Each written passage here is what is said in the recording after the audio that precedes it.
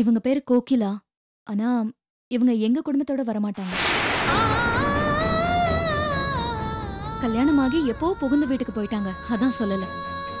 அப்படியே எல்லாரோட வயசு, வருமானம், உத்தியோகம் எல்லாத்தையும் சொல்லுங்க. அப்படியே குழந்தையோட வயசையும் சொல்லுங்க.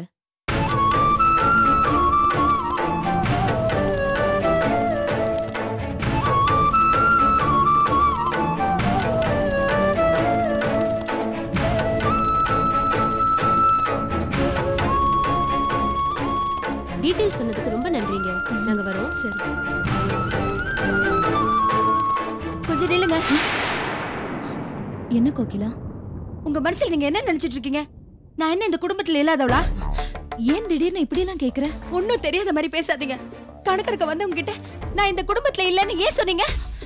அதான உண்மை. அததான் நானும் சொன்னேன். இல்ல, நீங்க ஏதோ மனசுல வச்சுதான் இப்படி எல்லாம் பண்றீங்க. என்ன கோகிலா, நான் ஏன் எதையும் மனசுல வச்சுக்கணும்? உனக்கு கல்யாணம் ஆயிடுச்சு. உன் பேரு உன் ஹஸ்பண்ட் வீட்டு ரேஷன் கார்டுல பதிவாயிருக்கும். அதனாலதான் உன் பேரை நான் சேர்த்து சொல்லல. அது மட்டும் இல்ல, 2-3 இடத்துல நம்ம பேரை பதிவு பண்றது சட்டப்படி குற்றம். அது தெரியுமா உங்களுக்கு? எங்க வீட்டு ரேஷன் கார்டை நாங்க எப்போ கேன்சல் பண்ணிட்டோம்.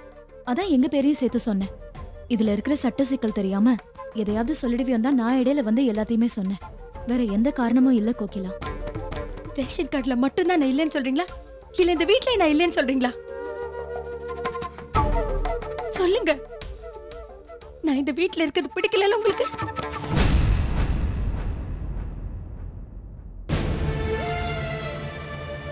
நான் அப்படி சொல்லல கோகிலா. இல்ல, நீங்க அப்படிதான் சொன்னீங்க. நான் இந்த வீட்ல இருக்கிறது உங்களுக்கு ஏன் பிடிக்கல? நான் அப்படின்னு உங்களுக்கு எடுத்து பண்ணிட்டேன். சொல்லுங்க கோகிலா, எதுக்கு பெருசு படுத்துற? இது ஒரு சாதாரண விஷயம். இதுக்கே என்னென்னமோ நினைச்சிட்டு இருக்க. எதுங்க சாதாரண விஷயம்?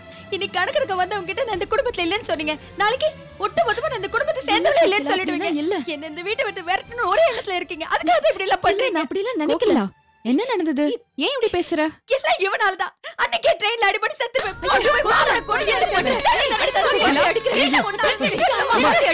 இப்ப பார்த்தாலும் குழந்தைங்களை அடிச்சிட்டே இருக்க. பாருங்க குழந்தை எப்படி அடிக்கிறா. அழாதரா அழாதரா கோகிலா, சின்ன புள்ளைங்க அதுக்கு என்ன பண்ணும்? எப்ப பார்த்தாலும் அதை போட்டு அடிச்சுக்கிட்டே இருக்கிறியம்மா. என்னாச்சுமா உனக்கு?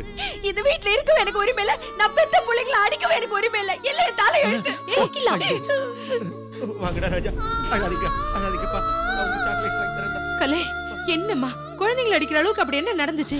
அத்தை, ரேஷன் கார்டு தணிகைக்குன்னு விவரம் கேட்டு வந்தாங்க. கோகிலாக்கு அவங்க புகுந்த வீட்ல கார்டு இருக்குன்னு நான் அவங்க பேரை சொல்லல.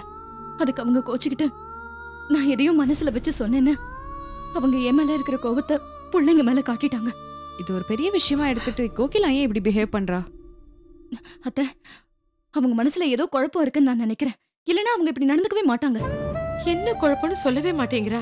சொன்னா தானே நம்ம என்ன பண்றதுன்னு யோசிக்க முடியும். அத்தை, கோகிலா சொல்லலைங்கிறதுக்காக நம்ம அப்படியே அவங்கள விட்டுட முடியாது. அவங்கள ஏதாவது கவுன்சிலிங் கொண்டு போகணும். அவங்க மனசுல என்ன குறை இருக்குன்னு நம்ம தெரிஞ்சுக்கணும் அத்தை. இல்லனா அவங்க நிலைமை இன்னும் மோசமாயிடும். ஆமாமா, நான் கூட கவனிச்சேன். கோகிலா இந்த மாதிரி இல்ல. அவளை ஒரு மனோதத்துவ டாக்டர் கிட்ட செக்அப்க்கு கூட்டிட்டு போறதுதான் நல்லதுன்னு தோணுது.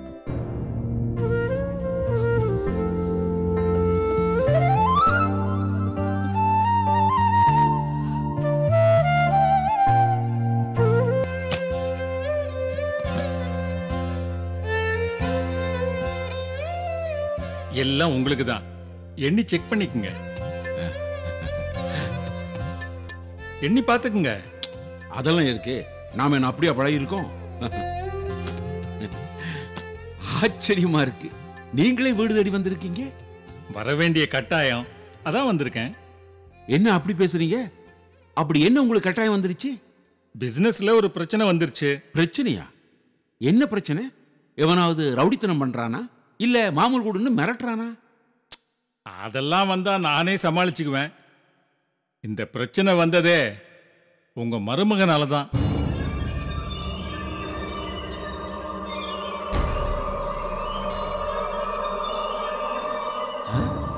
திடீர்னு நம்ம இடத்துக்கு வந்து ரூல்ஸ் பேச ஆரம்பிச்சிட்டாரு. இது சரியில்லை அது சரியில்லைன்னு கண்ணில் பட்டதுக்கெல்லாம் குற்றம் சொல்ல ஆரம்பிச்சிட்டாரு. சரி உங்க மருமகனாச்சே நீங்க சொன்னா கேட்பாருன்னு தான் பணத்தோட இங்க வந்திருக்கேன். மருமகன் தானே, அவர் சுவாவமே அப்படித்தான். ஆனா நான் சொன்னா தட்ட மாட்டாரு, கேட்டுக்குவாரு. என் மேலேயும் தப்பு இருக்கு. நான் கொஞ்சம் அவரை அனுசரிச்சு போயிருக்கணும். வந்த உடனே ஸ்பெஷலா கவனிச்சிருக்கணும். நீங்க கொஞ்சம் எடுத்து சொல்லுங்க. கண்டிப்பா சொல்லிடுறேன். அவரு இன்னும் ஆபீஸ்ல இருந்து வரல. வந்ததும் முதல் வேலையா இத பத்தி பேசிடுறேன். கொஞ்சம் புரியுற மாதிரி எடுத்து சொல்லுங்க. புதுசா பொறுப்புக்கு வந்திருக்கிறாரு, கொஞ்சம் வேகமா நடந்துக்கிறாரு. நமக்கு இப்ப வேகம் தேவையில்லையே, விவேகம் தானே தேவை.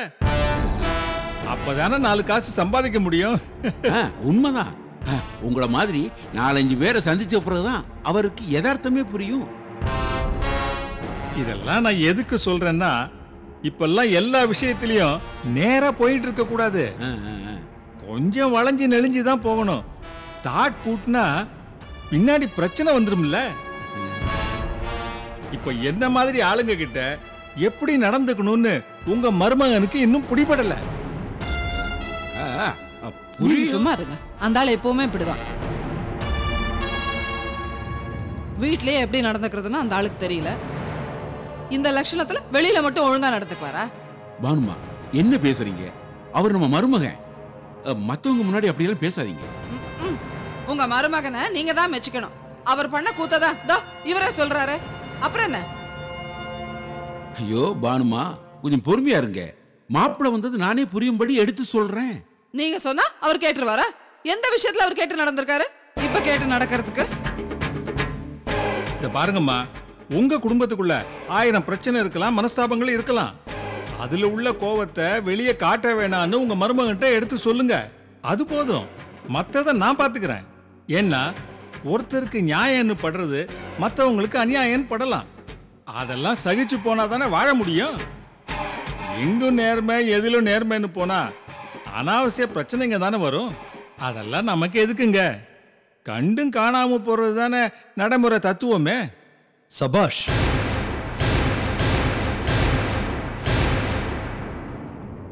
ரொம்ப நல்லாவே பேசுறீங்க.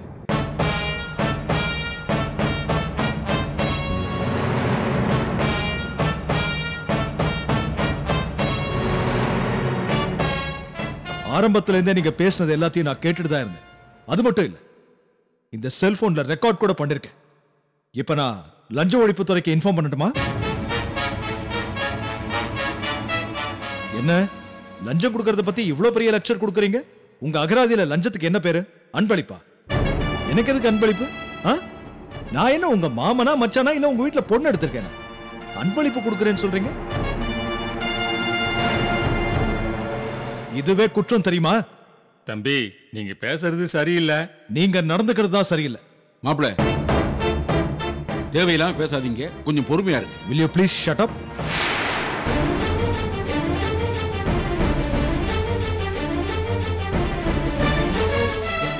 நான் இந்த டிஸ்ட்ரிக்ட் கலெக்டர். என்னோட அபிஷியல் மேட்டர்ல இன்டர்ஃபியர் பண்றதுக்கு உங்க யாருக்குமே தகுதி கிடையாது. முதல்ல இந்த பணத்தை எடுத்துட்டு இங்க இருந்து கிளம்புங்க. இல்ல வீடு தேடி வந்து லஞ்சம் கொடுக்க ட்ரை பண்ணதுக்கு உள்ள தள்ளிடுவேன். Come on.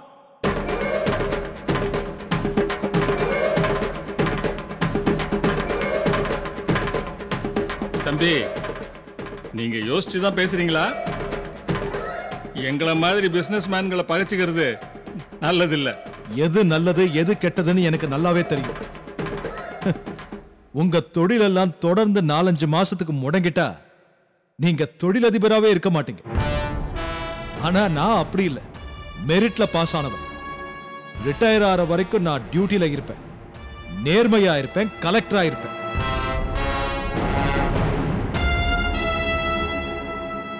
மக்களுக்கு சேவை பண்ணணுங்கிற ஒரே எண்ணத்துல கலெக்டர் பதவிக்கு வந்தவனா. என்ன பணத்தால யாராலையும் வாங்க முடியாது. முதல்ல இதை எடுத்துட்டு வெளியில போங்க. என்ன பாக்குறீங்க? எடுங்க.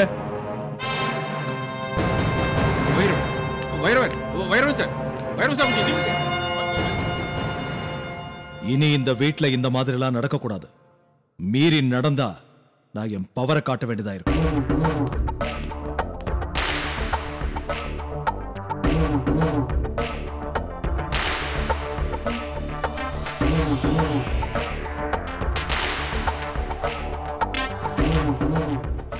வைரவன் மாப்பிள்ளை ஏதோ மூட் அவுட்ல இருக்காரு.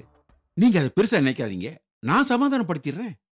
அது மூட் அவுட் இல்லைங்க, ஒரு விதமான வெறுப்பு. அது தணிஞ்சாதான் உங்க மாப்பிள்ளை நார்மலுக்கு வருவாரு. இல்லைன்னா இப்படித்தான் எல்லார் மேலேயும் எரிஞ்சு விழுவாரு, நீதி நியாயம்னு புலம்புவாரு. அதனால முதல்ல அவர் மனசை சந்தோஷமா வைக்க பாருங்க. நீங்க என்ன சொல்றீங்க? புரியலையா? ஏதோ அவசர அவசரமா உங்க பொண்ணுக்கும் கலெக்டருக்கும் கல்யாணத்தை பண்ணி வச்சீங்க.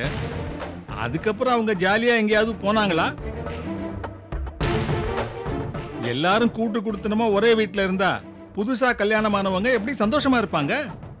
தனிமையா இருந்தா தானே சந்தோஷமா இருக்க முடியும். இந்த பாருங்க, புருஷன் பொண்டாட்டிக்குள்ள சந்தோஷம் இருந்துச்சுன்னா ஆம்பளைங்க எல்லா விஷயத்திலயும் நிதானமா இருப்பாங்க, யதார்த்தத்தை புரிஞ்சு நடப்பாங்க. இல்லைன்னா படிச்ச படிப்பையும் வரட்டு தத்துவங்களையும் பேசி பேசி மனுஷங்களை மதிக்க தெரியாம இருப்பாங்க. சமூகத்தோட போக்குக்கு வளைஞ்சு கொடுக்க தெரியாதவங்களா இருப்பாங்க. அதனால முதல்ல உங்க பொண்ணையும் மாப்பிளையும் எங்கேயாவது ஹனிமூனுக்கு அனுப்புங்க. ஒரு வாரமோ ஒரு மாசமோ அவங்க போய் ஜாலியா இருக்கட்டும். அதுக்கப்புறம் பாருங்க, உங்க மாப்பிள்ளை ஆளே மாறிடுவாரு. இதுல யோசிக்கிறதுக்கு ஒண்ணும் இல்ல. உங்க மாப்பிளைய சீஃப் செக்ரட்டரியா ஆக்கணுங்கிறதுக்காக தானே ஆளை பிடிச்சி இந்த ஏரியாவுக்கே கலெக்டர் ஆக்குனீங்க. அவர் இப்படி டென்ஷனா இருந்தாருன்னா அவர் எப்படி அந்த போஸ்டிங்க்கு வருவாரு? என்ன மாதிரி 4-5 பேர் விரோதம் ஆயிட்டாங்கன்னா அவருக்கு எங்கேயாவது டிரான்ஸ்பர் வாங்கி கொடுத்துருவாங்கல்ல. அப்புறம் உங்க எண்ணம் நிறைவேறாம போயிடும்ல. அப்படியெல்லாம் ஆகக்கூடாதுன்னா உடனே உங்க மாப்பிளையும் பொண்ணையும் ஹனிமூனுக்கு அனுப்புங்க.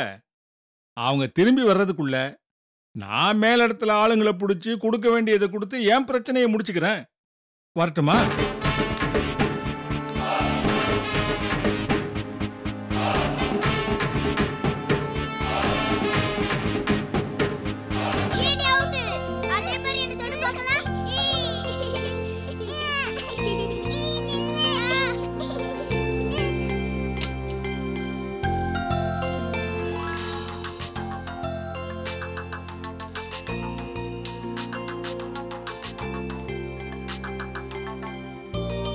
Hello hello hello sir, hello sir, கொஞ்சம் சிக்னல் டிராப் ஆகுது, லைன்ல அப்படியே இருங்க, வெளில வந்து பேசுறேன்.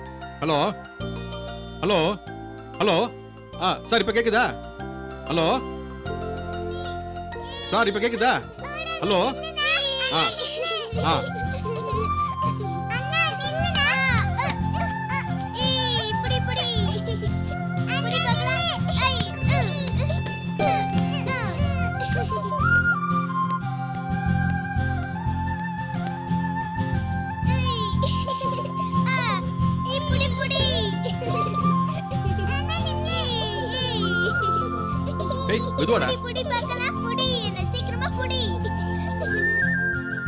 Good evening Shweta. Good evening daddy. எப்பமா வந்த? இப்பதான் வந்தேன். அம்மா இங்க கிச்சன்ல இருக்காங்களா? என்னை இறக்கி விட்டுட்டு அம்மா மார்க்கெட் போயிட்டாங்க. சரி. டாடி, டியூஷன் ஃபீஸ் கட்டுறதுக்கு நாளைக்கு தான் லாஸ்ட் டேட், சீக்கிரமா கட்டிடுங்க.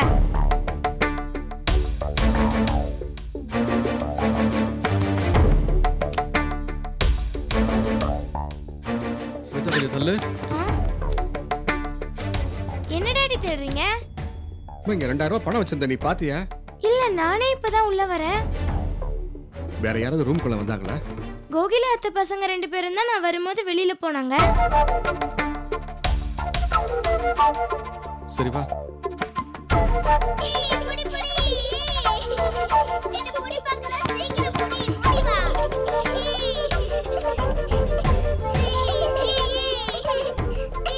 வா வா வா வா. என் ரூம்குள்ள வந்தீங்களா? இல்ல மாமா. உண்மையை சொல்லு, என் ரூம்குள்ள வந்தீங்களா இல்லையா? மாமா, நாங்க ஓடி பிடிச்சுதான் விளையாடிட்டு இருந்தோம். விளையாண்டு இருந்தீங்களா? டேய், என் ரூம்குள்ள பணம் வச்சிருந்த பாத்தீங்களா? இல்ல மாமா. நல்லா யோசிச்சு சொல்லு. 2000 ரூபாய் பணம்டா, பாத்தீங்களா இல்லையா சொல்லு. பார்க்கல சொல்றா. என்ன நான் கேக்குறேன்? என் புள்ள உங்க பணத்தை திருடிட்டான்னு சொல்றீங்களா? ஐயோ கோகிலா, நான் அப்படி கேட்கல. ரூம்ல இருந்த பணத்தை காணோம், அத பாத்தியாடான்னு கேட்டேன். காணும்னா நீங்க நல்லா தேடுங்க. அதை விட்டுட்டு என் பையனை கேட்டா அவன் என்ன திருடனா? அத்தை, இவங்க 2 பேரும் தான் அப்பா ரூம்ல இருந்தாங்க, அதனாலதான் அப்பா கேக்குறாங்க. நீ வாய் மூடு. என் பையனை எடுத்திருக்க மாட்டான். வேணா நீ திருடி இருப்ப. கோகிலா, வார்த்தையை அடக்கி பேசு. நான் எதுக்கு அடக்கி பேசணும்? என் பையனை நீங்க திருடன்னு சொன்னா உங்க பொண்ணை நான் திருடின்னு தான் சொல்லுவேன். என்ன பேச தம்பி?